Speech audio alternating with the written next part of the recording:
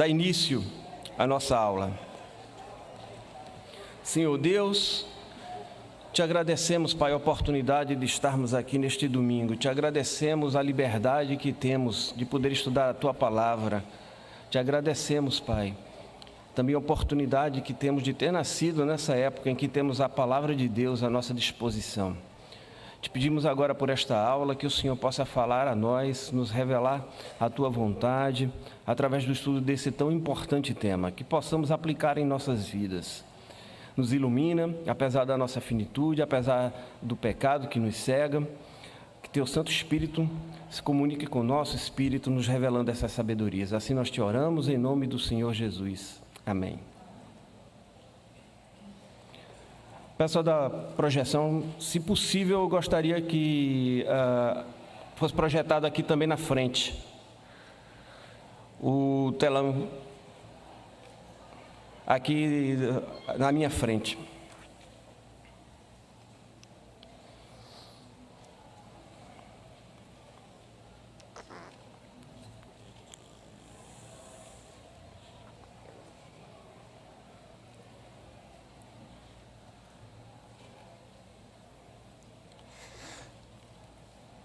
Bom, irmãos, estamos chegando à nossa 12ª lição, a santificação. Nós temos como objetivo entender biblicamente que a santificação é uma experiência dos regenerados, sem a qual ninguém verá o Senhor e que vivifica e aproxima o crente de Deus. Esse é o nosso objetivo com esta aula de hoje, entender o que é a santificação, entender o que é ser santo, entender que é uma experiência dos regenerados, é uma experiência obrigatória dos regenerados e sem a qual ninguém verá a Deus, ou seja, tem a ver com salvação e que vivifica e aproxima o crente de Deus. Não há outra forma de nos aproximarmos de Deus senão através da santificação. O texto que iremos ler é o texto de Romanos 6, 22, 23. Aqueles que tiverem a Bíblia aberta podem abrir nesse texto base, e os que não tiverem, podem também ler através da projeção. Romanos 6, 22 a 23. Agora, porém, libertados do pecado, transformados em servos de Deus, tendes o vosso fruto para a santificação, e por fim a vida eterna. Porque o salário do pecado é a morte, mas o dom gratuito de Deus é a vida eterna em Cristo Jesus, nosso Senhor. Então, Paulo está falando aqui em Romanos justamente sobre isso. Libertados do pecado. Nós já vimos em aulas anteriores que o regenerado, ele é liberto do pecado. Agostinho gostava de falar dessa forma. A gente havia aprendido que, antes da queda, o homem tinha a possibilidade de pecar. E tinha a possibilidade também de não pecar. Após a queda, o homem não regenerado não tem a possibilidade de não pecar. Ele está preso ao pecado, ele é escravo do pecado. Com a regeneração, o homem tem a possibilidade de não pecar. E após a glorificação, na ressurreição, o homem será impedido de pecar, ele não vai ter mais a possibilidade de pecar. Então, esses são os 4 estágios antropológicos: o antes da queda, o após a queda, antes da regeneração, o durante a regeneração e o durante a glorificação. Então, nós estamos hoje nesse estado, pós-queda. Alguns não experimentaram ainda a regeneração, eles estão presos ao pecado, presos a essa inclinação degenerada de nossa natureza, as paixões mundanas, carnais, e não conseguem se libertar disso. Nós já vimos em aulas passadas sobre isso. Outros, através da regeneração, estão libertos do pecado. Então, Paulo está falando sobre isso. Libertos do pecado, transformados em servos de Deus. O homem, ele não é livre. O homem, ele é servo pela sua própria natureza, pela sua própria essência. O homem é um servo. Ou é servo do pecado, ou é servo de Deus. Ele não é servo de si mesmo. Pensam aqueles os humanistas, que o homem se torna livre e pode ser senhor de si mesmo. Na verdade, não é senhor de si mesmo. Eles se tornam servos do pecado, servos das suas paixões, servos do maligno, e se iludem pensando que são senhores de si mesmo, mas o homem não tem essa possibilidade. O homem sempre vai ser servo de alguém, ou do maligno, através dos pecados e de sua inclinação maligna, ou servos de Deus. Tendes o vosso fruto para a santificação. Então nós somos libertos do pecado, nos tornamos servos de Deus, com fim a santificação e por fim a vida eterna. A santidade de Deus exige de seu povo uma vida santa. Então nós somos requeridos a sermos santos porque Deus é santo. Então, se nós estamos nos aproximando de um Deus santo, é exigido de nós santidade para poder se aproximar desse Deus. Lembremos de Êxodo 3, quando Moisés se encontra com a sarça ardente, não é? Ele se depara com a sarça ardente e ele vai se aproximar e o Senhor fala da sarça ardente: tire as sandálias porque estás em terreno santo. Essa é a ideia. Por que as sandálias? Porque as sandálias era o contato que Moisés tinha com o mundo terreno. Eles pisavam na terra e as impurezas da terra estavam no solado das sandálias. Então, quando Deus fala nessa forma simbólica, tire as sandálias porque estás em terreno santo, é isso, se despoje de tudo aquilo que é sujo, da imundícia do terreno, e venha descalço, porque seus pés estavam protegidos pela sandália. Venha descalço e se aproxime da sarça, se aproxime de mim. Então, a santidade de Deus exige do seu povo uma vida santa. Levítico 11, 44, 45. É um texto que fala a respeito disso. Porque eu sou o Senhor vosso Deus, portanto vós vos santificareis e sereis santos, porque eu sou santo. Então vejam, aqui está o princípio porque nós devemos nos santificar. Porque eu sou o Senhor vosso Deus, portanto vós vos santificareis e sereis santos, porque eu sou santo. Nós devemos ser santos porque Deus é santo. E não vos contaminareis com nenhum réptil que se arrasta sobre a terra, porque eu sou o Senhor que vos fiz subir da terra do Egito, para que eu seja vosso Deus e para que sejais santos, porque eu sou santo. E aqui mais uma vez Deus está repetindo: para que sejais santos, porque eu sou santo. No Novo Testamento, Pedro vai ecoar esse mandamento de Deus na sua epístola, na sua primeira epístola. Em 1 Pedro 1, 14 a 16, Pedro vai escrever: como filhos obedientes, não vivam conforme as paixões que vocês tinham anteriormente, quando ainda estavam na ignorância. Pelo contrário, assim como é santo aquele que os chamou, sejam santos vocês também em tudo que fizerem, porque está escrito: sejam santos, porque eu sou santo. Então Pedro está ecoando aqui, chamando a atenção da igreja, dos seus leitores, de que nós devemos ser santos, porque Deus é santo. É exigido de nós a santidade, porque o nosso Pai é santo, e nós somos imagem de Deus. E para refletir bem essa imagem de Deus, nós temos que refletir esse atributo. A santidade é um atributo que Deus nos comunicou. E o que é santidade? Então vamos definir o que é santidade, para a gente poder entender o que significa sermos santos.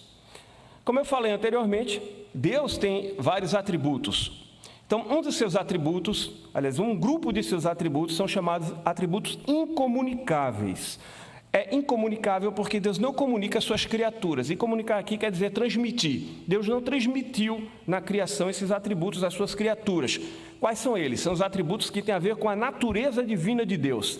Onipotência, Deus é todo-poderoso, nenhuma de suas criaturas é toda poderosa. Onisciência, Deus conhece todas as coisas, nenhuma das suas criaturas conhece todas as coisas. Onipresença, imutabilidade, autoexistência, autossuficiência, transcendência e assim vai. Nenhum desses atributos Deus passou, transmitiu às suas criaturas. Mas existe outro grupo de atributos, os comunicáveis, que refletem o caráter divino.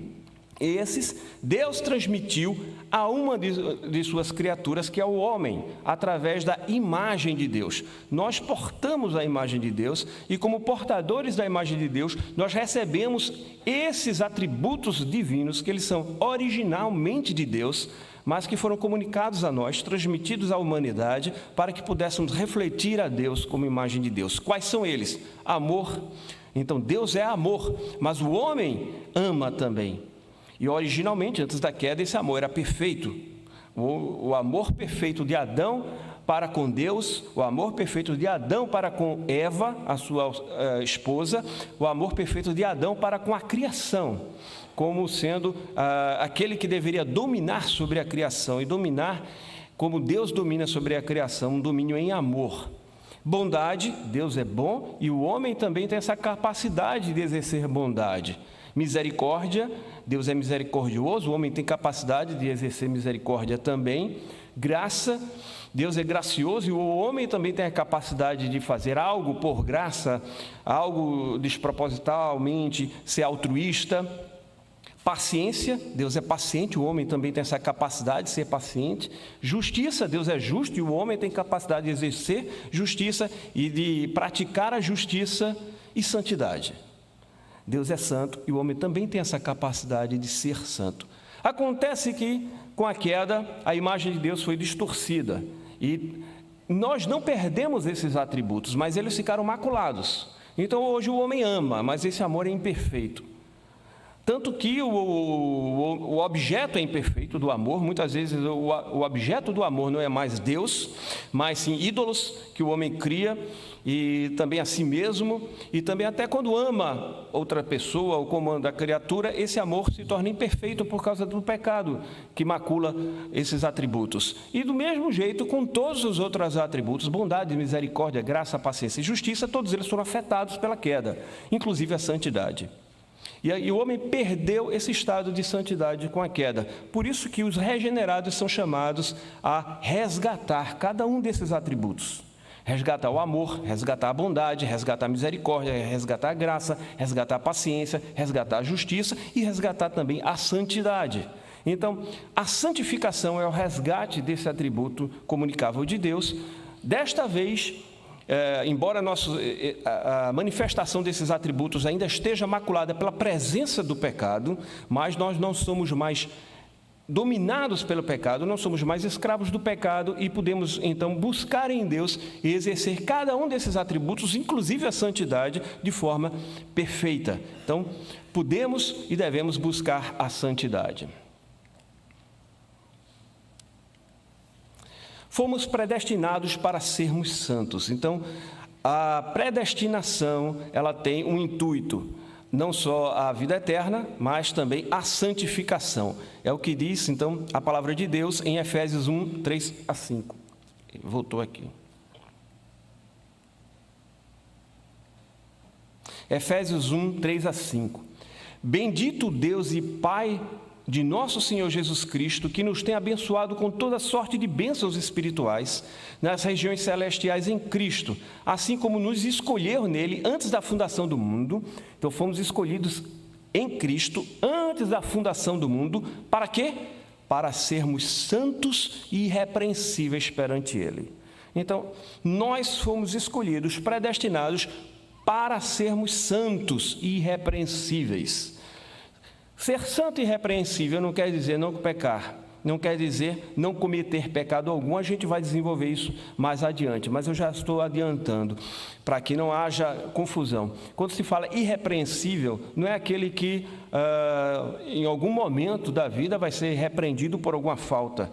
A gente foi liberto do poder do pecado, mas não fomos libertos da presença do pecado. Então, há pecado em nossas vidas. Vai acontecer pecados em nossas vidas, sim, mas o pecado na vida de um regenerado tem que ser um acidente. O problema são as duas visões distantes que a gente percebe por aí.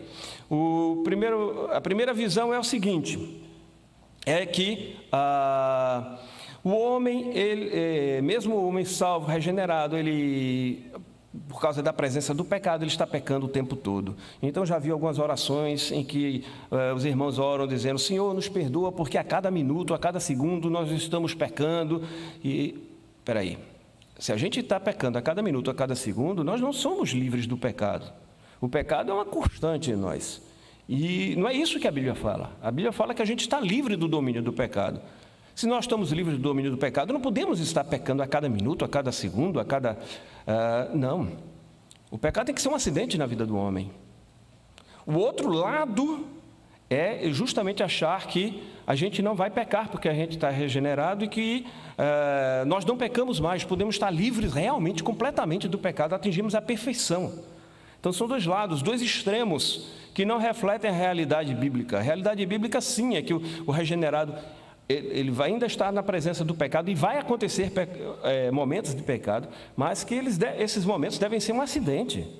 Então a gente não deve viver em pecado, nos justificando e nos desculpando porque somos pecadores, ainda não somos glorificados, ainda não estamos livres do pecado. Então por isso que acontece essa sucessão de pecados em nossas vidas. Isso não é o que está biblicamente falando. Biblicamente falando, nós somos santos e irrepreensíveis, ou seja, vamos pecar sim, mas esse pecado ele tem que ser um acidente em nossa vida, e a irrepreensibilidade é a forma como lidamos com esse pecado.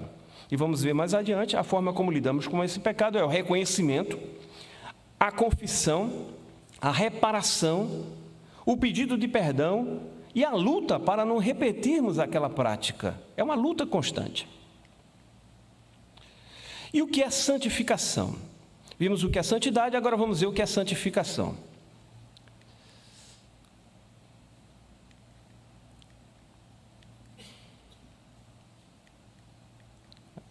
É um processo gradual em que Deus atua no coração do regenerado, ensinando-o a dominar suas paixões e inclinações pecaminosas e moldando seu caráter através do estudo da palavra, das provações, dos meios de graça, das disciplinas espirituais e da comunhão com a igreja. Então, o que é uma santificação? Primeiro, é um processo. Então, enquanto que outras fases da salvação, da redenção, a justificação é um ato, a adoção é um ato, a regeneração é um ato que aconteceu durante a conversão. A santificação ela é um processo, e é um processo gradual, é um processo progressivo. A cada dia nós avançamos um pouco mais, isso é a carreira correta do crente, é a cada dia estar avançando mais, ou seja, o que eu era há alguns anos atrás, eu deveria ser uma pessoa pior do que eu sou hoje. Então, essa é a carreira do crente. É estar num processo de aperfeiçoamento, isso é a santificação, em que Deus atua no coração do regenerado, ou seja, é uma ação de Deus, na verdade é uma ação dupla, mas ação motivada por Deus. Nós temos a nossa parcela, mas essa parcela ela é motivada, ela é incentivada e fortalecida por Deus. Ela atua no nosso coração, nos ensinando, primeiro, a dominar nossas paixões. E aqui, quando fala paixão, é justamente as paixões pecaminosas, os nossos desejos carnais, o desejo pelo mal, o desejo pela idolatria, o desejo pelo ilícito. Então, nós vamos ainda continuar tendo na nossa natureza esses desejos, mas através da santificação nós vamos ser ensinados a dominar esses desejos, essas paixões e inclinações pecaminosas. Nossa natureza continua sendo inclinada ao pecado, mas o Senhor vai nos ensinando e nos dando força para a gente lutar contra essa inclinação. Então, muitos de nós temos inclinações diferentes, nem todos temos as mesmas inclinações, né? Então, cada um de nós tem uma inclinação diferente. Isso foi tratado, inclusive, no sermão, né? Hoje pelo seminarista Lucas. Então, essas inclinações elas têm que ser domadas. A ideia é justamente isso, que a gente dome cada uma daquelas inclinações que nós temos. Uma inclinação para a ira, uma ira pecaminosa, uma indignação, em geral, quando a gente é afrontado de alguma forma. O seminarista falou da questão do trânsito, e trânsito, para mim, é um dos motivos em que eu mais caio em pecado, caio em tentação com relação a isso. É você passar pelo trânsito de Recife e você ser alvo de barbeiragem, você ser alvo de pessoas que furam fila, você está esperando lá uma fila para dobrar, vem um engraçadinho e atravessa na tua frente. Então, isso deixa a pessoa indignada. E a forma como a pessoa vai lidar com isso vai, então, refletir o seu poder de dominar a ira. Essa é uma ira santa? Não. É uma ira porque você foi afrontado de alguma forma. A ira santa seria aquela ira que se manifesta contra um ataque a Deus, à glória de Deus. Aí você tem uma ira santa, mas uma ira que simplesmente porque pisaram no teu pé, porque passaram à tua frente, porque tolheram o teu direito. Então, uma ira que não deve ser se manifestada. Indignação, sim, mas não, essa indignação ela não pode evoluir para uma ira, e muito menos para que você manifeste essa ira com alguma ação. Então, nós temos que dominar nossas inclinações pecaminosas e moldar, e Deus molda o nosso caráter. Então, nosso caráter ele é modelado. Nós somos modelar o nosso caráter. Qual é o modelo, então? O modelo é Cristo. Então, nós vamos ter o nosso caráter modelado ao modelo de Cristo, moldado, como um oleiro molda um vaso, e ele sempre tem, de repente, um padrão de formato em que ele vai se espelhar, e nosso padrão é Cristo. E Deus é que vai moldar o nosso caráter ao caráter de Cristo. Através de como? Como é que a gente faz isso? Através do estudo da palavra. Nós temos que estudar a Bíblia para conhecer a Bíblia, para ver o que Deus requer de nós através da Bíblia, para nos alimentarmos da palavra de Deus, através da oração, desenvolvendo intimidade e relacionamento com Deus e pedindo a Deus forças para lidarmos com a tentação, através dos meios de graça que nos é disposto, a Santa Ceia, um dos meios de graça que nós vamos participar hoje à noite, através das provações das nossas vidas. Muitas vezes Deus usa as situações para moldar o nosso caráter, muitas vezes situações que nos colocam numa circunstância em que de outra forma, em outros tempos, a gente reagiria de forma pecaminosa, e agora nós podemos exercitar e reagir de forma santa. Então, Deus nos coloca esses desafios como forma de nos provar, como forma de nos treinar para essas circunstâncias. Então, pois não, irmão? Impureza? Sim, exatamente. Dominar as paixões é dominar a nossa inclinação para a impureza. Nossa natureza, ela é impura, ainda não fomos glorificados. Então, cabe aí também esse domínio da impureza. As disciplinas espirituais também. Quais são as disciplinas espirituais? Já falei: oração, leitura da Bíblia, boas obras, uma vida de adoração, uma vida numa perspectiva que estamos diante de Deus, evangelismo. Tudo isso são disciplinas espirituais e comunhão com a igreja. Então, é através dessas práticas que nós vamos nos aperfeiçoar e nós vamos buscar a santidade. Sim, na santidade nós estamos buscando atingir esse estado de pureza, que ele é gradual. Exatamente. A santificação, ela tem dois aspectos. Primeiro, a santificação subjuga a natureza pecaminosa que dominava o ser humano após a queda e antes da regeneração. Justamente o que o irmão está falando. É justamente isso. A santificação, ela subjuga a natureza pecaminosa que nos domina. Então, no processo de santificação, nós vamos aprender a subjugar a nossa natureza. Vamos aprender a domar nossas inclinações pecaminosas. E ela desenvolve progressivamente uma nova natureza liberta do pecado, que tem como modelo Jesus Cristo. Então, quando eu falei que a santificação, ela molda nosso caráter ao caráter de Cristo. Então, a santificação, ela tem dois processos, um negativo e um positivo. O negativo ela retira de nós o domínio e a inclinação da nossa natureza pecaminosa, que antes nos dominava, no nosso estado antes da conversão. E o aspecto positivo é que, progressivamente, ela molda nosso caráter ao caráter de Cristo. Então, esse é o aspecto positivo da santificação. A santificação nos retira o domínio da natureza e das inclinações pecaminosas e nos coloca sob o domínio da natureza de Cristo, do caráter de Cristo. Esse é um processo da santificação nesses dois aspectos.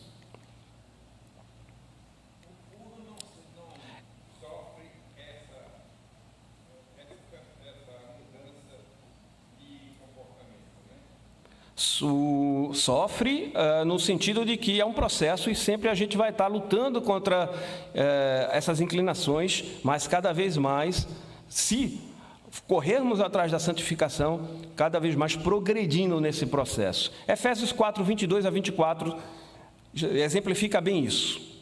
Paulo diz o seguinte: que, quanto à conduta passada, vos despojeis do velho homem, que se corrompe pelas concupiscências enganosas. Ou seja, a ideia, até que o seminarista Lucas falou durante o sermão, a ideia é da nossa velha natureza como uma roupa suja que a gente tira. Então, nos despojeis, nós vamos tirar essa antiga natureza, que é o velho homem. Esse velho homem, ele se corrompe pelas concupiscências, pelas paixões enganosas. E vos renoveis no espírito da vossa mente, e vos vistais do novo homem. Então, tira a roupa suja, a roupa do pecado, da antiga natureza, e nós iremos vestir uma roupa nova que reflete o caráter de Deus. É o que Paulo está falando aqui, o novo homem, que segundo Deus é criado em verdade, justiça e santidade. Então, quais são as características dessa nova natureza? Em verdadeira justiça e santidade. Verdadeira justiça através de Cristo, os méritos são de Cristo, a verdadeira justiça é manifesta nos méritos de Cristo, não nos nossos, mas o que cabe a nós é a santidade, é a busca pela perfeição, a busca por cada vez mais que eu diminua e que Cristo cresça em mim. Isso é a santificação. Romanos 8, 29. Pois aquele que Deus de antemão conheceu e também predestinou para serem conformes à imagem de seu Filho, a fim de que ele seja o primogênito entre muitos irmãos. Então vejam, esse texto, inclusive foi o texto que a gente utilizou também na aula passada, diz o seguinte: aqueles que Deus de antemão conheceu e também predestinou. Então a predestinação é para quê? Para sermos conformes à imagem de seu Filho, para sermos conformes à imagem de Cristo, ou seja, assumimos a forma de Cristo. Então nós somos predestinados para assumirmos a forma de Cristo, a fim de que Cristo seja o primogênito entre muitos irmãos, ele seja a gente viu isso justamente na questão da adoção na aula passada. Ele é o primeiro filho, deixa de ser unigênito para se tornar o primogênito dentre muitos irmãos. E nós, como irmãos de Cristo, temos que nos conformar à imagem dele. Nós temos que cada vez mais refletir a imagem de Cristo. Aí, Jesus, Deus, em certo sentido, ele é invisível ao mundo. Você não pode apontar, lá está Cristo, ou ali está Deus. Por mais que a gente olhe para as obras da natureza, o Salmo 19 diz, os céus manifestam a glória de Deus. Por mais que as pessoas olhem para a criação e percebam e constatem que há um Criador, é o design inteligente. Quando a gente olha as características da criação, a gente não tem como negar isso, de que há um projetista por trás da natureza, porque há uma sintonia entre as forças da natureza, há uma sintonia entre as leis da natureza, há uma sintonia fina e que mostra um propósito, que se fosse ligeiramente diferente, nós não estaríamos aqui. Então, reflete sim a existência de um Criador. Porém, não temos como chegar e dizer, lá está o Criador. Yuri Gagarin, primeiro cosmonauta russo, quando subiu ao espaço, pela primeira vez, né, o primeiro ser humano a ir ao espaço, ele disse, vejo a Terra, é azul, mas não vejo Deus. Era um cosmonauta na União Soviética comunista, então é claro, o ateísmo era a cosmovisão dominante, então é claro que era isso que ele iria falar. Mas de fato a gente não vai encontrar o Criador. Então como é que o mundo vê Deus? Como é que o mundo vê Cristo? É através da imagem de Deus, é a imagem de Cristo que ele deixou no mundo. Somos nós, a igreja.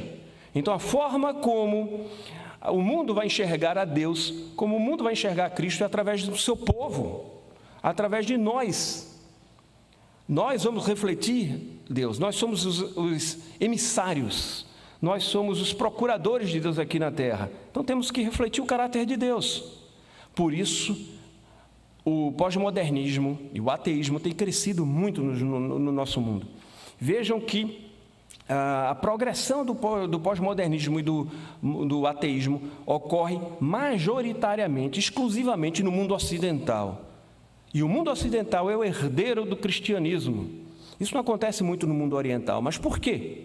Justamente porque a visão que a igreja atual tem mostrado de Deus e de Cristo está distorcida. Pois não, irmão João?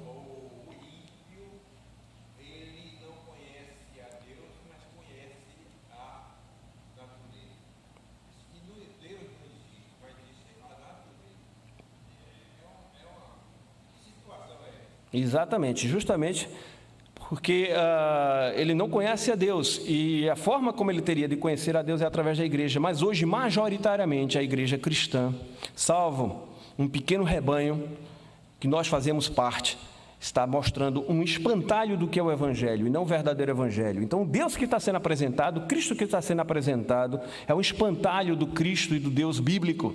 Isso faz com que o mundo olhe para esse Deus, olhe para esse Cristo e diga, não é isso que eu quero. E não é isso que eu enxergo como sendo Deus. E essa imagem distorcida de Deus e Cristo, ela não tem poder de converter ninguém. Então a igreja está falhando, porque está apresentando e está refletindo uma imagem de Deus e de Cristo distorcida. E por isso os movimentos de ateísmo e de pós-modernismo têm crescido tanto no mundo ocidental. Então nós temos que nos conformar à imagem de Cristo. A santificação é o objetivo da redenção na morte de Cristo na cruz. Então a Bíblia fala que Cristo morreu para nos santificar, não somente para nos salvar. A gente sempre exalta esse aspecto da morte de Cristo, que é nos salvar, nos dar a vida eterna. Mas Cristo nos morreu também para nos santificar. Efésios 5, 26 diz o seguinte: como também Cristo amou a igreja e se entregou por ela para que a santificasse. Então vejam, Cristo amou a igreja e se entregou por ela. Se entregar aqui é o quê? É dar a sua vida. Então Cristo morreu para quê? Para santificar a igreja.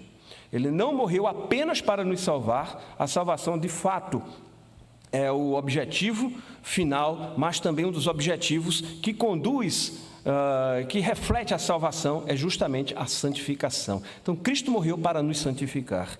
Se nós não estamos como crentes regenerados, alvos do amor de Cristo, alvos da redenção, alvos do sangue de Cristo, nos santificando, nós estamos tornando o sacrifício de Cristo em vão, porque ele morreu para nos santificar. Então temos que, pelo menos em ato de gratidão pela morte vicária de Cristo por nós, nos santificarmos, porque esse era o objetivo da morte de Cristo. O Catecismo Maior de Westminster, na sua pergunta 75, o que é santificação? Ele vai responder o seguinte: santificação é uma obra da graça de Deus, pela qual os que Deus escolheu antes da fundação do mundo para serem santos são, nesta vida, pela poderosa operação de seu Espírito e pela aplicação da morte e ressurreição de Cristo, plenamente renovados, segundo a imagem de Deus, tendo as sementes do arrependimento que conduz à vida e de todas as outras graças salvíficas implantadas e fortalecidas. Assim eles morrem cada vez mais para o pecado e ressuscitam para novidade de vida. Então esse é o ponto principal. Nós morremos cada vez mais para o pecado e ressuscitamos para a novidade de vida. São uma obra poderosa do Espírito Santo em nossa vida.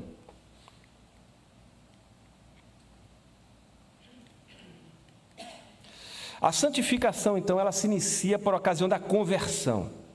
Então, quando começa a santificação? Exatamente na conversão. A conversão já é o ponto inicial da santificação. A conversão já é um sinal da santificação.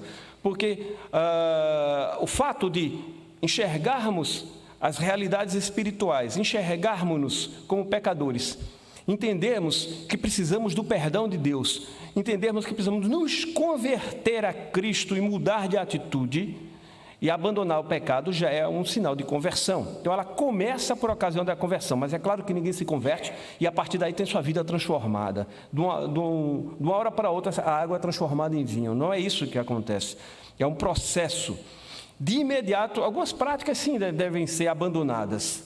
Algumas práticas elas têm que ser deixadas de imediato. Mas o tratamento com as nossas inclinações, o tratamento com as circunstâncias da vida, como nós reagimos, ele é paulatino, ele é gradual, ele é um processo que só vai se concluir na morte.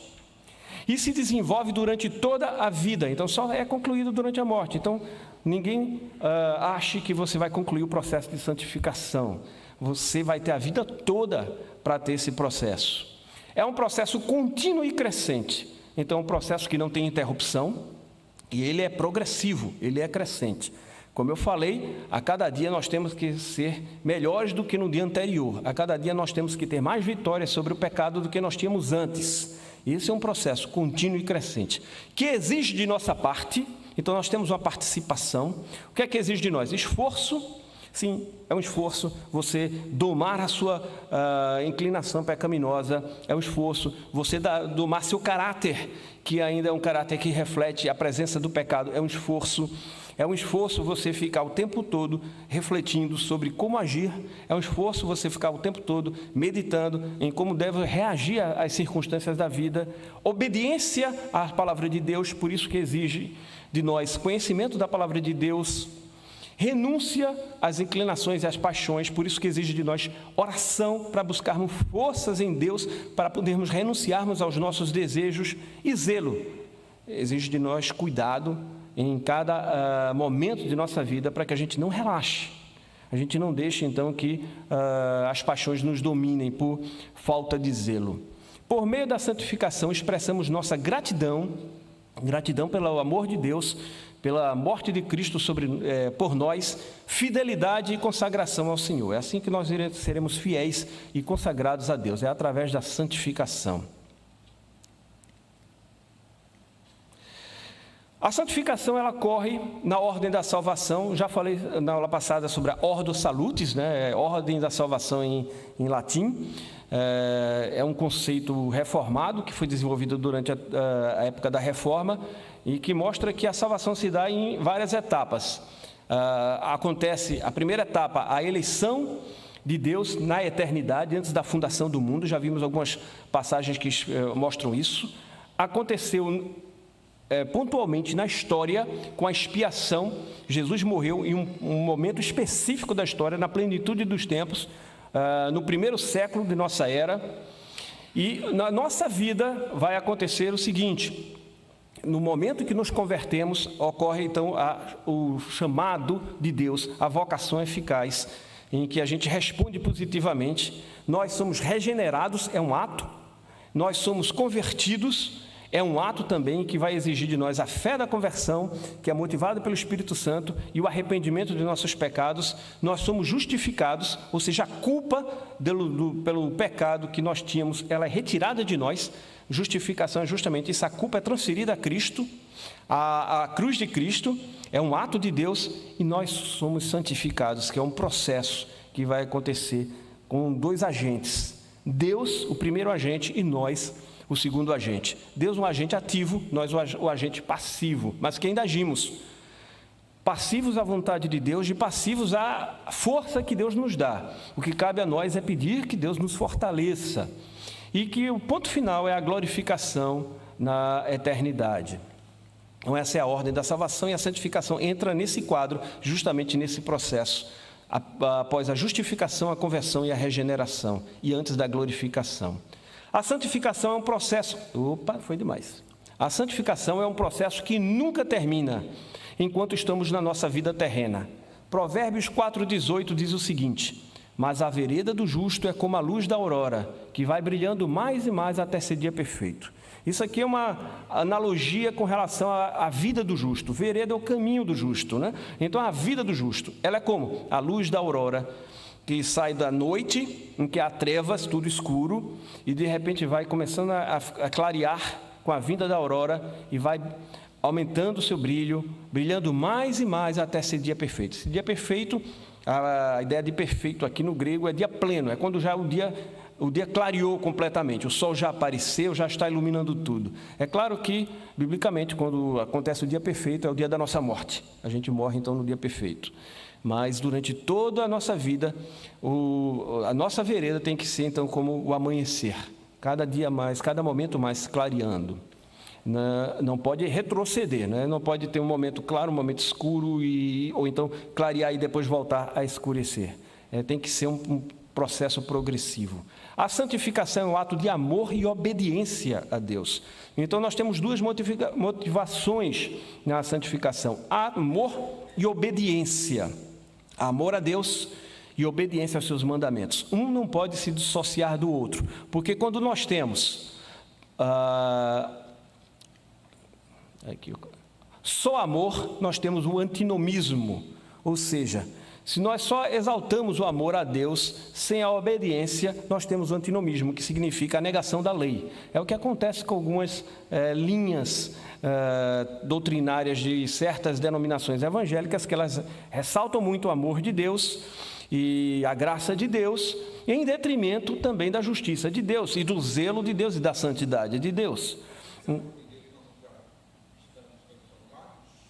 No amor de Deus nós somos transformados, não estamos, mas somos transformados. É um processo de transformação. O amor de Deus nos justificou, nos regenerou e nos converteu. Isso acontece no plano espiritual e no plano intelectual, no plano das nossas ações e nossas motivações e dos nossos desejos. Ele é um processo. Então, quando nós buscamos a santificação só pensando no amor de Deus, Deus nos ama e eu amo a Deus, mas Deus entende a nossa fraqueza, Deus sabe que nós somos pecadores, isso é antinomismo.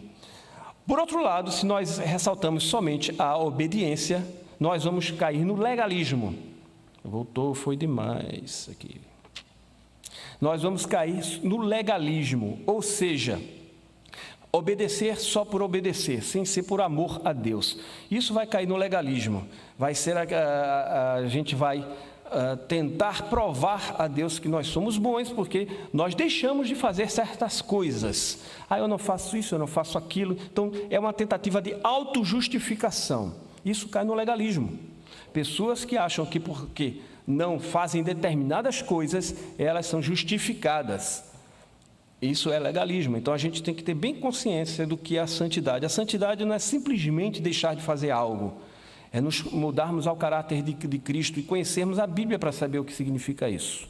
Há pessoas que acham que pelo fato de não lerem livros que não sejam livros de autores evangélicos, elas estão em um processo de santificação diferenciado, elas são mais santas do que outras. Pessoas que acham que por ouvirem apenas músicas gospel, em vez de músicas de outros compositores, que não são compositores cristãos, estariam também em um certo grau de santidade acima dos demais que escutam músicas mundanas.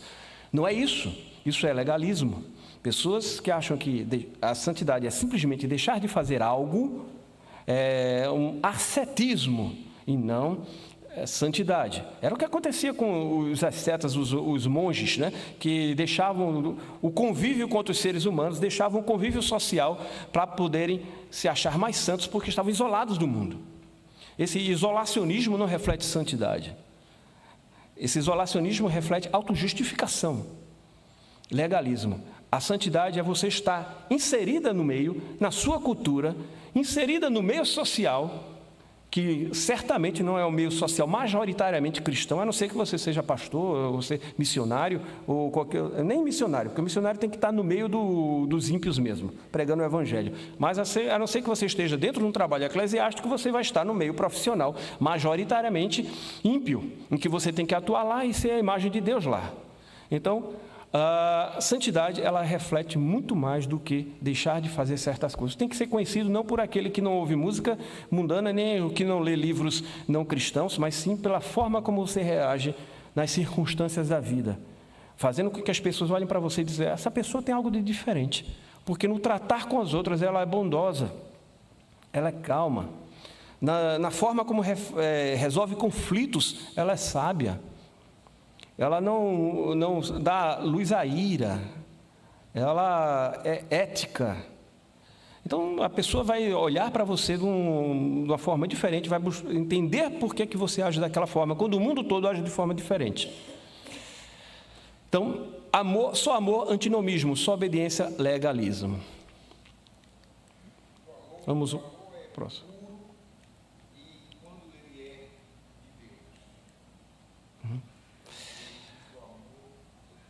Correto.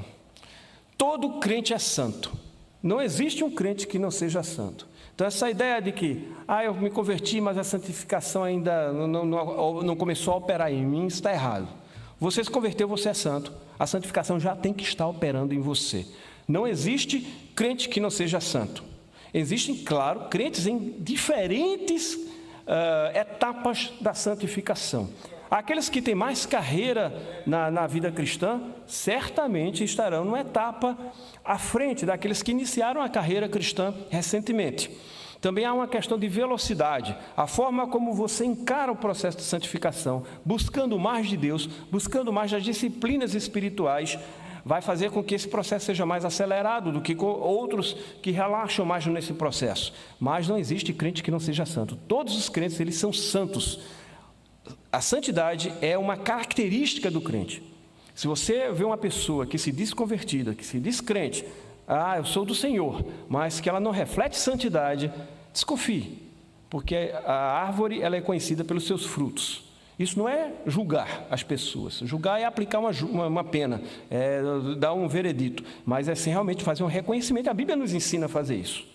A Bíblia nos ensina até, inclusive, com zelo para que a gente não seja pego pelos falsos profetas. Pelos frutos a gente vai conhecer a árvore. Se ela dá bons frutos, sim, ela é crente. Não quer dizer que a santidade significa que a pessoa não venha a errar, não peque. Vai errar, vai pecar e a gente vai se frustrar muitas vezes. Mas a forma como majoritariamente aquela pessoa ela age é que reflete então o que é a santidade. O crente, ele é santo. Vou fazer uma analogia aqui.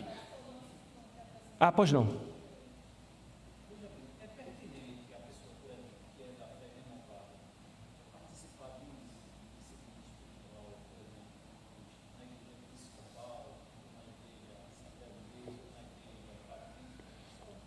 Claro, não tem problema nenhum. A fé ela não está restrita às fronteiras denominacionais. Então, não há nenhum problema em termos de comunhão com irmãos de outras denominações. Isso é salutar.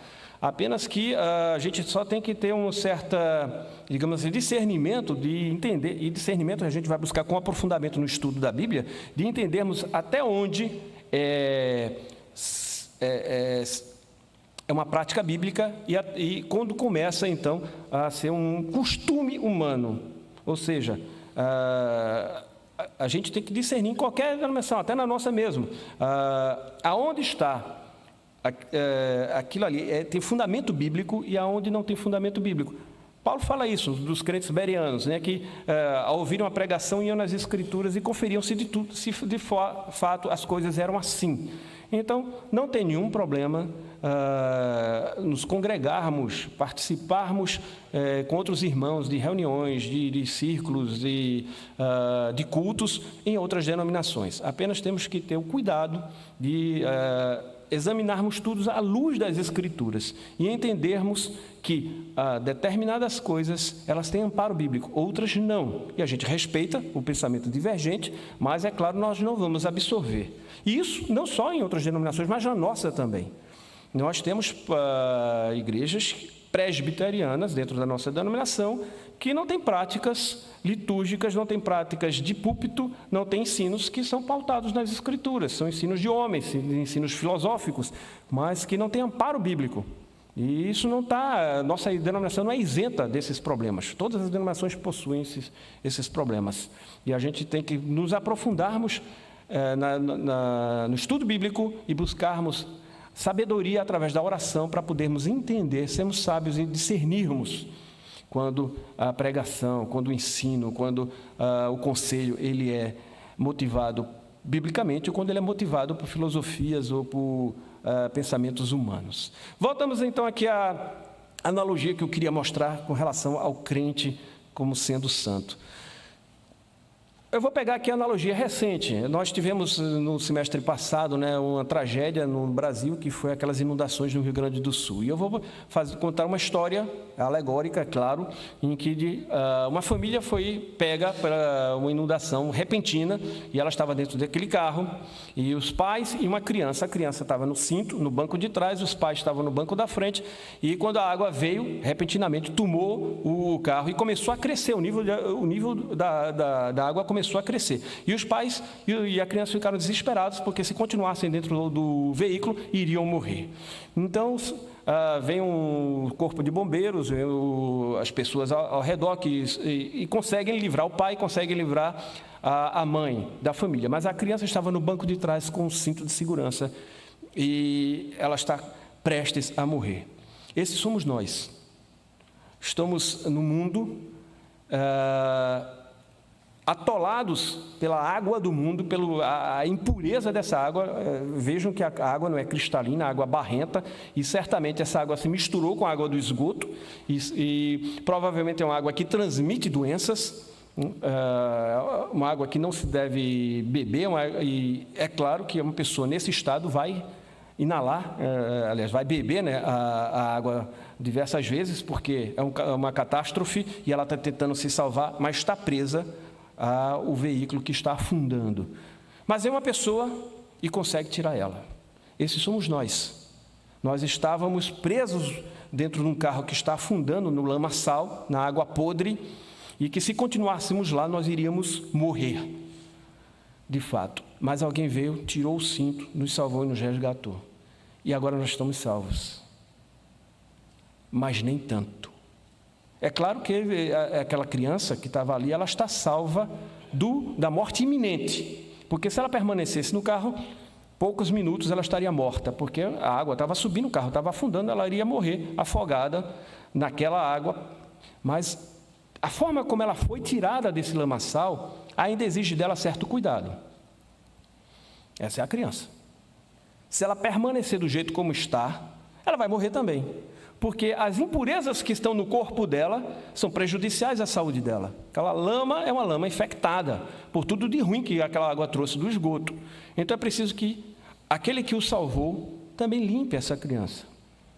Se ela não for limpa, ela vai morrer, não a morte imediata, mas vai morrer também, porque vai contrair alguma doença por causa dessas impurezas. Assim somos nós. Fomos resgatados no momento da salvação, no momento da regeneração, fomos resgatados da morte iminente, quando o carro iria afundar. Mas nós ainda temos nosso corpo impurezas que precisam ser lavadas e limpas. Primeiro, essa criança tem que tirar essa roupa infectada, se despir do velho homem. Depois, ainda vai ficar resquícios da lama no rosto, no cabelo, e ela precisa ser lavada. É claro que ela é uma criança, ela não vai saber se lavar sozinha, e alguém, um adulto, precisa lavá-la. E aqui a minha analogia, eu estou colocando a pessoa que o salvou, é a pessoa que vai limpá-la. Já que os pais estão sendo cuidados, então ela está longe dos pais, os pais também estão precisando dos mesmos tratamentos, então a pessoa que salvou é a pessoa que vai limpar essa criança. E se não limpar essa criança, ela vai morrer. Assim somos nós. O processo de santificação é justamente o processo de abandono das roupas sujas e de limpeza paulatina do nosso corpo, até nós ficarmos completamente livres de qualquer impureza, qualquer resquício daquela lama que antes nos cercava nesse acidente, nessa catástrofe, que é a queda. Vamos lá. Hoje está difícil aqui também.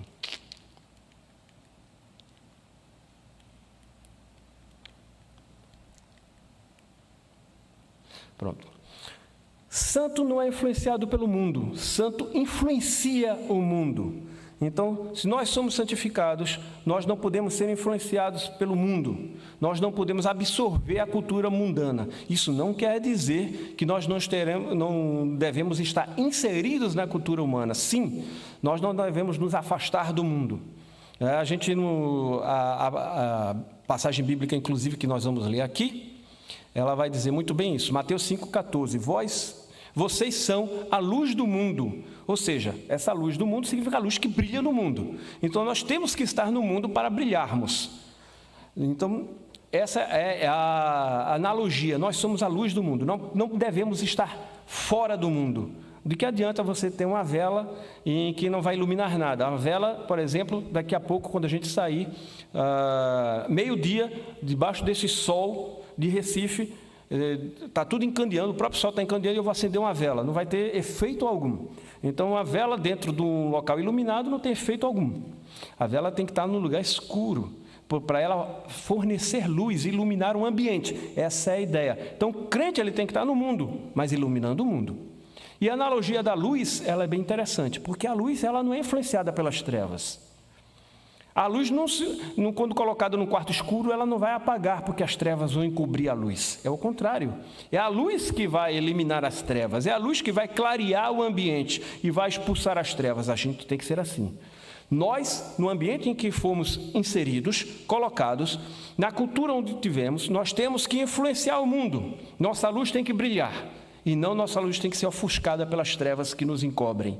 Aqueles crentes que se amoldam a qualquer ambiente, não é? São crentes, mas vão para um determinado ambiente e ali se amoldam a todo tipo de conversa, a todo tipo de atitude, a defesa da agenda cultural deste mundo, sem dar um contraponto bíblico. Então eles se moldam, de forma que muitas vezes a gente se surpreende. Ué, o irmão ali é crente, é? Aquela pessoa ali é crente? E age dessa forma? E pensa desse jeito, e tem aquele linguajar, e tem aquelas atitudes, e ri de determinadas coisas, e concorda com outras. Nós temos que influenciar o mundo, e não sermos influenciados pelo mundo. Isso é um grande ponto que nós temos que pensar. Nós estamos influenciando o meio em que trabalhamos, em que atuamos, ou nós estamos sendo influenciados por esse meio. Isso é a santificação. Deixa eu voltar aqui, foi demais. Algumas visões rápidas sobre a santificação. Pelágio, um teólogo do início da igreja primitiva, ele pensava que ele e os hoje adeptos da teologia liberal pensam que a pessoa pode, através de seu livre-arbítrio, Pelágio acreditava que o homem ainda permanecia com livre-arbítrio e autodeterminação, e eu posso determinar o que eu sou, vencer o pecado e viver uma vida sem pecado. Mas nós já vimos nas aulas sobre livre-arbítrio que o homem perdeu o livre-arbítrio e o homem perdeu a autodeterminação. O homem é escravo de suas paixões, de sua condição hoje como pecador. Então Pelágio foi combatido por Agostinho, mas essa era a ideia. E essa ideia persiste hoje na teologia liberal, que diz que o homem hoje ele tem condições, através do seu livre-arbítrio, de vencer o pecado e viver uma vida sem pecado por sua própria vontade. A Igreja Católica, ela ensina que a justificação inicial é comunicada através do batismo, por isso que eles batizam as crianças para se livrarem do pecado original. Remove-se todo o pecado original, então, uma vez liberto do pecado original através do batismo infantil, o cristão é capacitado a guardar a lei de Deus e merecer a vida eterna. Então, o homem batizado, ele tem condições.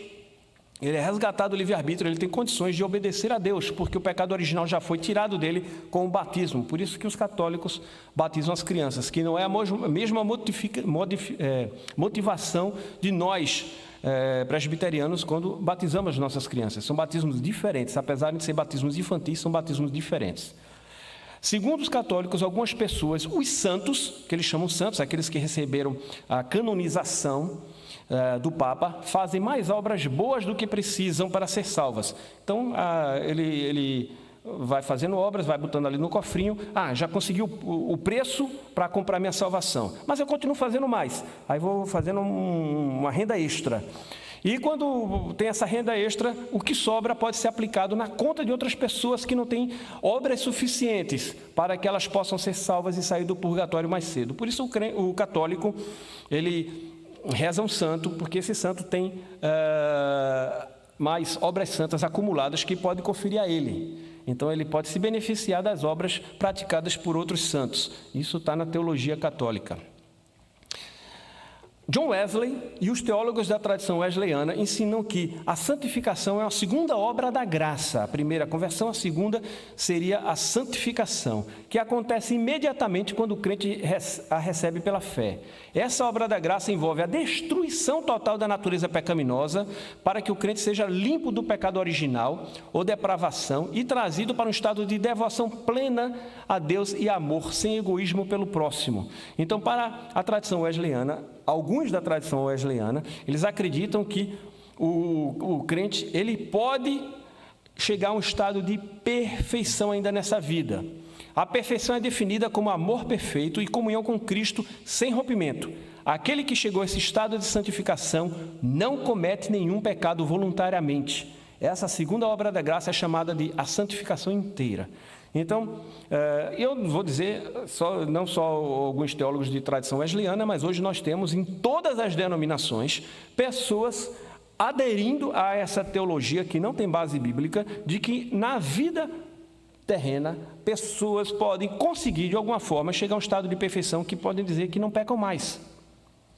Isso acaba gerando vaidade, isso acaba gerando idolatria. E eu já vi igrejas que sucumbem porque acham que o pastor delas chegou a um tal grau de santidade que eles não pecam mais. E começam a idolatrar o pastor e não idolatram mais Cristo.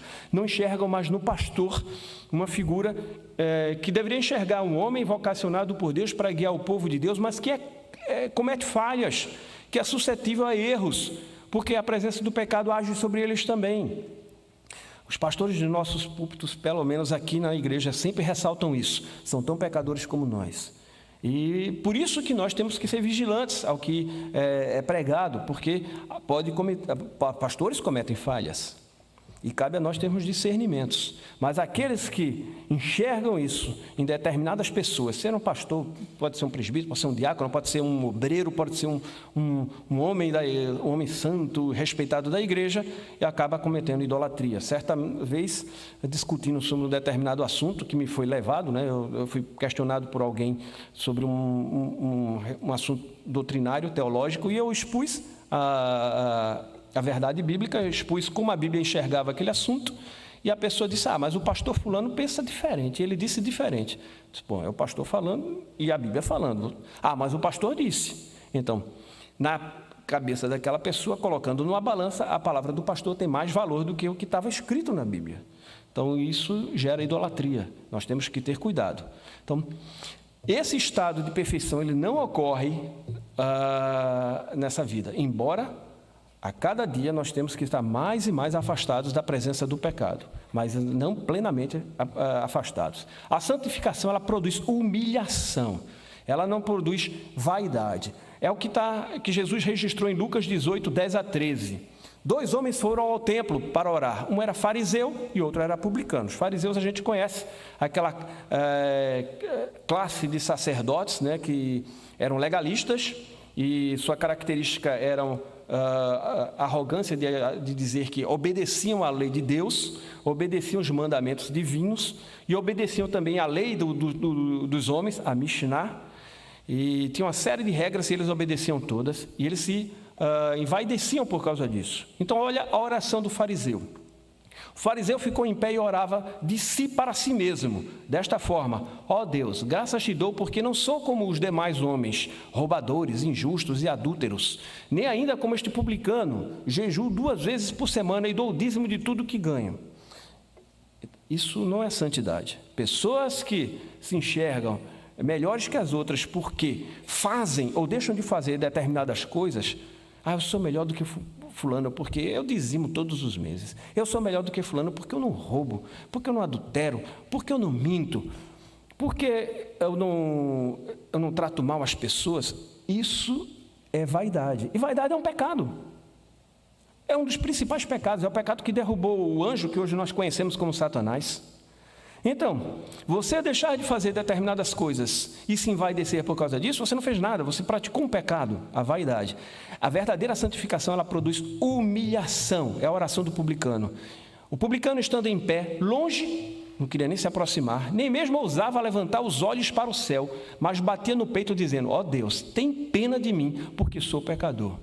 O reconhecimento de que ele era pecador e pedindo piedade, e essa piedade não é só perdão pelos pecados, mas força para lutar contra o pecado, já é uma prova de santificação.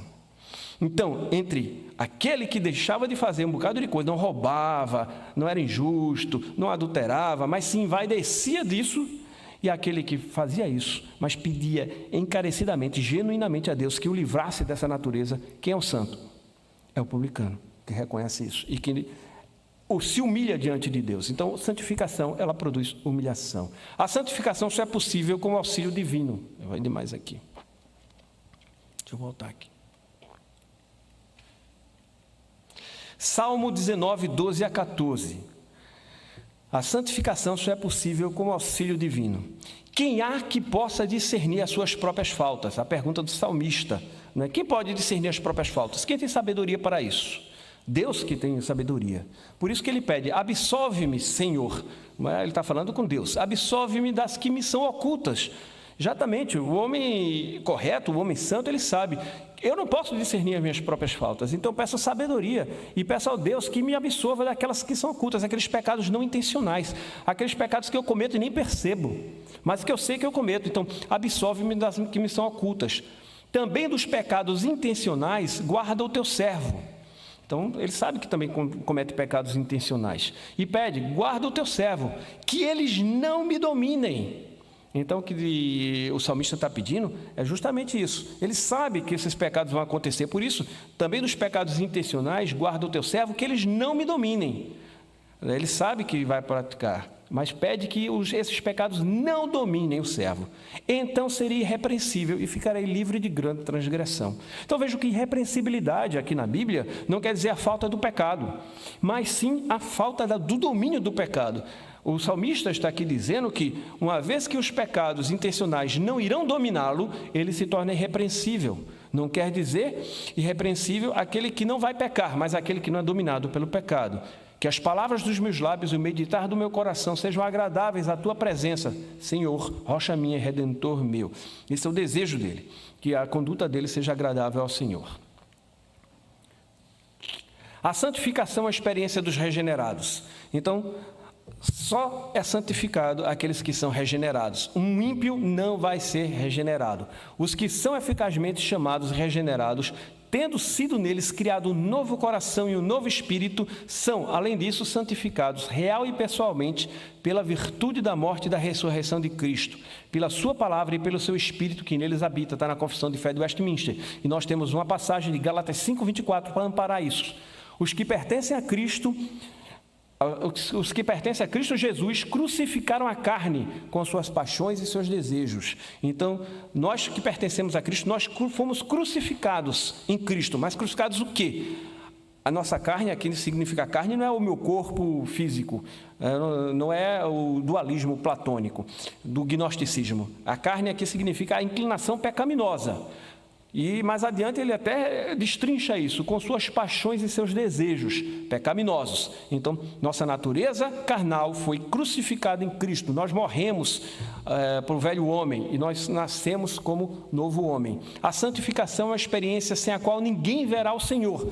Então, sem santificação, nós não podemos ver a Deus, porque Deus é santo. Então, a Confissão de Fé de Westminster diz o seguinte: e eles são mais e mais vivificados e fortalecidos em todas as graças salvadoras para a prática da verdadeira santidade, sem a qual ninguém verá o Senhor. E a passagem que nós temos para amparar isso, dentre essas referências, é Hebreus 12:14. Segui a paz com todos e a santificação, sem a qual ninguém verá o Senhor. Então está na Bíblia.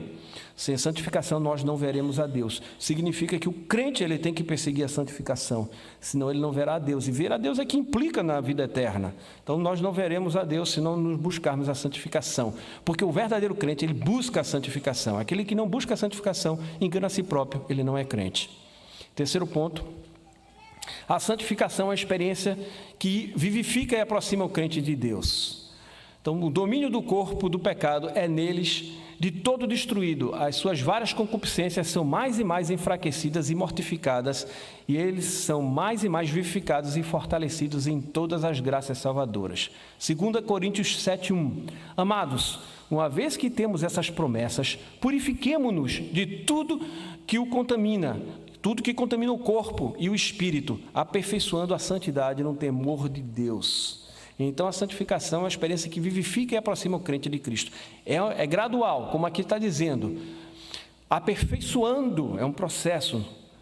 A santidade no temor de Deus. Purifiquemo-nos de tudo que contamina o corpo. Temos que nos afastar do pecado, das coisas que contaminam. Temos que nos afastarmos dos objetos da nossa tentação. Quarto ponto.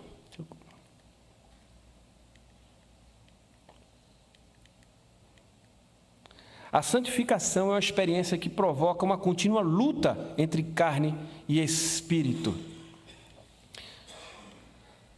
Essa santificação é no homem todo, porém incompleta nesta vida. Ainda persiste nele a corrupção, e daí nasce uma guerra contínua e irreconciliável entre a carne, e aí os desejos carnais, lutando contra o espírito, e o espírito lutando contra a carne. Gálatas 5:17, porque a carne milita contra o espírito. Opa, foi demais aqui.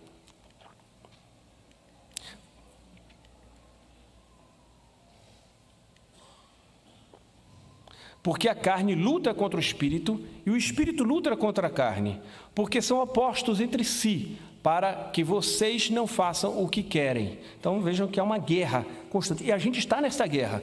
Nós não podemos relaxar, essa guerra ela é contínua, ela é permanente e ela é até a nossa morte. Nós não devemos relaxar, nós somos soldados numa guerra, e um soldado não pode relaxar dentro de um conflito. A santificação é uma experiência de vitória e crescimento em graça. Nesta guerra, porém, prevalecem por alguns tempos as corrupções que ficam. Contudo, pelo contínuo socorro e eficácia do santificador Espírito de Cristo, o novo homem vence. E assim os santos crescem em graça, aperfeiçoando a santidade no temor de Deus.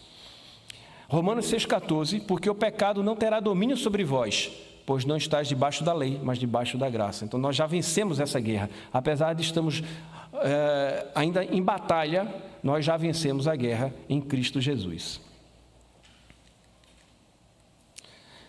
Para terminarmos, duas questões para que a gente possa meditar com relação a esse tema, a santificação, que nós aprendemos hoje.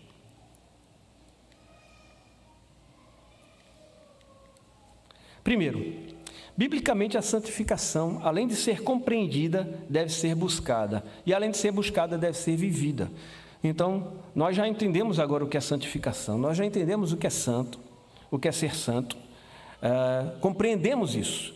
Agora nós devemos, aqueles que ainda não buscaram, buscar a santificação, buscarmos sermos santos diante de Deus. E essa busca, ela não pode ser feita sozinha, nós não temos forças em nós mesmos. Essa busca é uma busca diante de Deus. É Deus que nos fortalece, é Deus que nos vivifica, é Deus que nos aperfeiçoa, é Deus que nos impulsiona para a santificação. O nosso papel é de intercessão, é de orar a Deus, pedindo a Deus que opere em nós o ministério da santificação. E vivermos a santificação, não é só buscar, não é só compreender, mas também viver. Uma vez que nós buscamos, nós devemos sair atrás. Porque alguns crentes, eles têm falado determinadas coisas, como por exemplo, mas eu busco a Deus o tempo todo, a santificação, eu oro, eu me derramo diante de Deus, eu confesso meus pecados, mas eu peco. Aí eu confesso, peço perdão, aí peco de novo. Aí confesso, peço perdão e peco de novo. O que é que você está buscando? O que é que ele está buscando, na verdade, é uma força exterior, ele sentiu algo mais, acordar de repente, agora eu me sinto mais forte e agora eu posso lutar contra o pecado. Não é bem isso. Buscar a santidade é orar realmente a Deus, mas também lutar. Exige de nós esforço, exige de nós vencermos a tentação. Não é nos livrarmos da tentação. Muitos acham que a santidade não é a falta do pecado, mas é a falta da tentação. É quando eu não ser tentado mais por determinada coisa. Então eu estou na santificação. Não, a tentação vai permanecer até a tua morte. A forma como você lida com a tentação, se inclinando para ela ou não, é que vai fazer a diferença. Mas deixar de ser tentado por determinada coisa, você não vai deixar. Muitos confundem santificação como deixar de ser tentado por determinadas atitudes, por determinadas coisas. Isso não é santificação. A tentação só vai deixar de exercer influência sobre nós na glorificação. Nós não seremos tentados mais, mas em toda a nossa vida nós continuaremos sendo tentados. Mas a forma como nós lidamos com a tentação é que vai manifestar a nossa santificação. Então, santificação não é deixar de ser tentado, mas é ter domínio sobre a tentação. Isso é viver a santificação. E por último, a santificação nos dá condições de viver neste mundo como alguém separado, nos dá um vislumbre da vida em glória. Nós temos que refletir a glória de Deus, nós temos que refletir a Deus, nós temos que mostrar ao mundo Deus. Deus vai ser visto pelo mundo através de nós, que somos a imagem regenerada de Deus. Pelo menos os regenerados devem ser a imagem regenerada de Deus, devemos refletir Deus aos homens. Será que estamos fazendo isso? Será que estamos, de fato, influenciando as pessoas ao nosso redor ou sendo influenciados por elas? Devemos meditar nisso, porque essa é a nossa responsabilidade, da qual Deus nos vai prestar contas. Deus vai nos pedir contas, nós vamos prestar contas a Deus com relação a isso. Será que testemunhamos de Deus corretamente. E o processo de santificação é isso. É uma luta contínua, progressiva, que exige de nós esforço, mas também nós temos uma força exterior, que é a força vinda do Senhor, para podermos progredir nisso. Vamos terminar fazendo uma oração, para que a gente possa aplicar o que aprendemos aqui nas nossas vidas. Senhor Deus, te agradecemos, Pai, a oportunidade de estudarmos tão precioso assunto que é a santificação. E te pedimos, Pai, como o salmista pediu no Salmo 19, nós não conhecemos, Pai, nós não podemos discernir as nossas próprias faltas, nós não conhecemos a nossa própria natureza. Nos dá discernimento, Pai, nos dá força para lutarmos contra as nossas paixões. Perdoa os nossos pecados ocultos, aqueles que nem sabemos que estamos cometendo. E molda o nosso caráter para que cada vez mais o caráter de Cristo cresça e o nosso caráter de velho homem diminua. Que os nossos pecados intencionais, que ainda seremos tentados a praticá-los, não nos dominem mais, que possamos ter domínio sobre a tentação. Apesar de as tentações virem sobre nós, que possamos a cada vez mais domar a nossa natureza e não cairmos mais no pecado através da tentação. E então seremos irrepreensíveis e poderemos refletir cada vez mais melhor a imagem de Deus regenerada em nós. Te agradecemos porque fomos predestinados para sermos santos e te pedimos, Pai, que possamos te agradecer justamente executando, correndo, nos esforçando para sermos santos. Assim nós te oramos em nome do Senhor Jesus Cristo. Amém.